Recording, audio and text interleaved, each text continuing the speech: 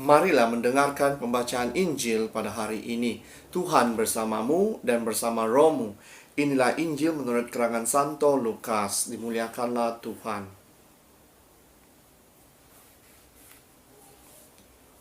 Pada suatu kali Yesus sedang mengajar dalam salah satu rumah ibadat pada hari Sabat. Di situ ada seorang perempuan yang telah 18 tahun dirasuk roh, sehingga ia sakit sampai bongkok punggungnya dan tidak dapat berdiri lagi dengan tegak. Ketika Yesus melihat perempuan itu, ia memanggil dia dan berkata kepadanya, "Hai ibu, penyakitmu telah disembuhkan." Lalu ia meletakkan tangannya atas perempuan itu. Dan seketika itu juga berdirilah perempuan itu dan memuliakan Allah. Tetapi kepala rumah ibadat gusar karena Yesus menyembuhkan orang pada hari Sabat. Lalu ia berkata kepada orang banyak, "Ada 6 hari untuk bekerja. Karena itu datanglah pada salah satu hari itu untuk disembuhkan dan jangan pada hari Sabat." Tetapi Tuhan menjawab dia, katanya, "Hai orang-orang munafik, bukankah setiap orang di antaramu melepaskan lembunya atau keldanya pada hari Sabat dari kandangnya dan membawanya ke tempat minuman? Bukankah perempuan ini yang sudah 18 tahun diikat oleh iblis harus dilepaskan dari ikatannya itu karena ia adalah keturunan Abraham?" Dan waktu ia berkata demikian, semua lawannya merasa malu dan semua orang banyak bersuka cita karena segala perkara mulia yang telah dilakukannya. Demikianlah Injil Tuhan. Terpujilah Kristus. Saudara dan saudari yang seiman dalam Yesus Kristus, Injil pada hari ini sekali lagi mengajak kita untuk memberi kasih kepada satu sama yang lain.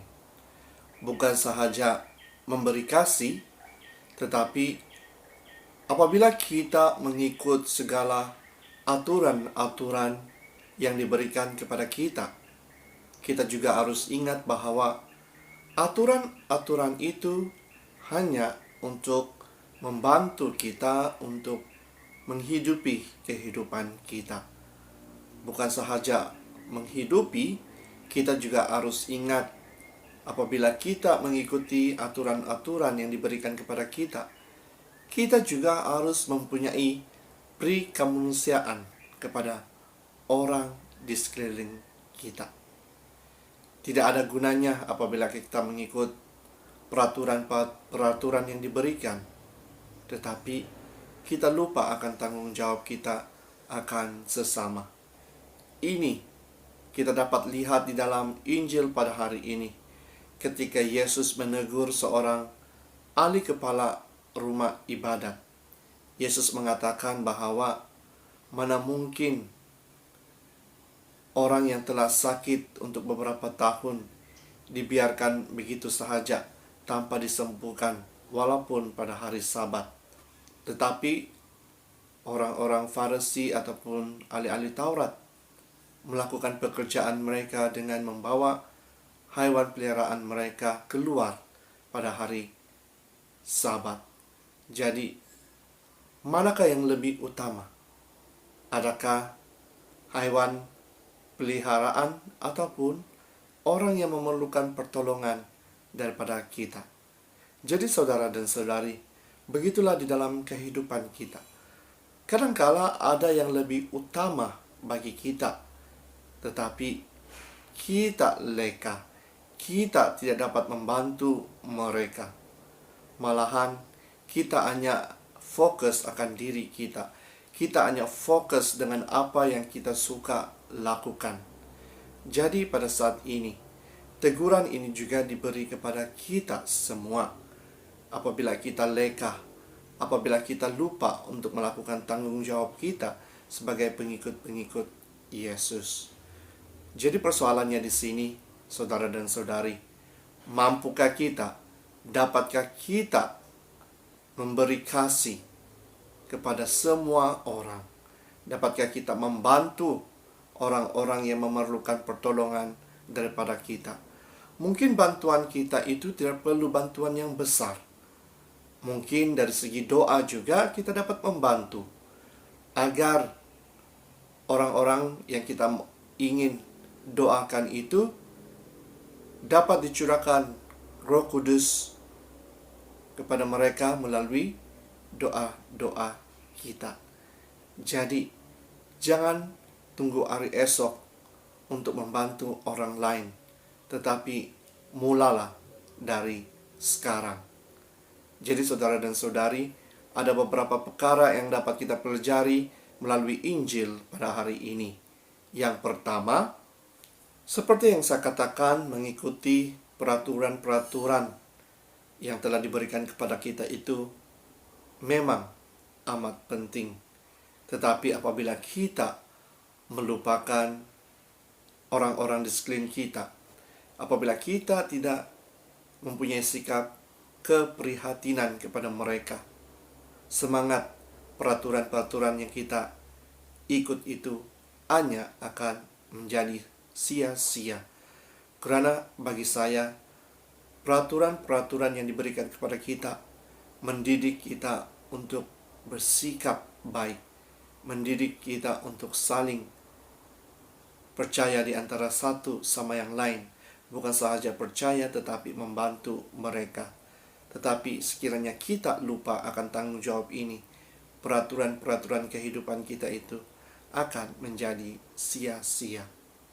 Yang kedua, kita semua tahu bahwa panggilan hidup untuk menjadi orang suci itu adalah panggilan bagi semua orang. Karena menjadi orang suci itu adalah satu panggilan yang dapat menyelamatkan jiwa kita.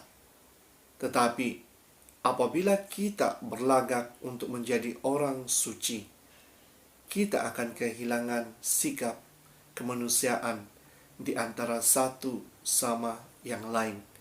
Karena apa? Karena apabila kita berlagak untuk menjadi orang suci, banyak sahaja peraturan-peraturan yang kita akan berikan kepada orang lain. Banyak yang tidak boleh dilakukan sekiranya mereka mau menjadi seperti orang suci. Sedangkan ini adalah peraturan yang diberikan kepada kita yang berlagak hidup seperti orang suci. Ingatlah saudara dan saudari, hidup ataupun panggilan hidup untuk menjadi orang suci adalah panggilan kepada semua orang.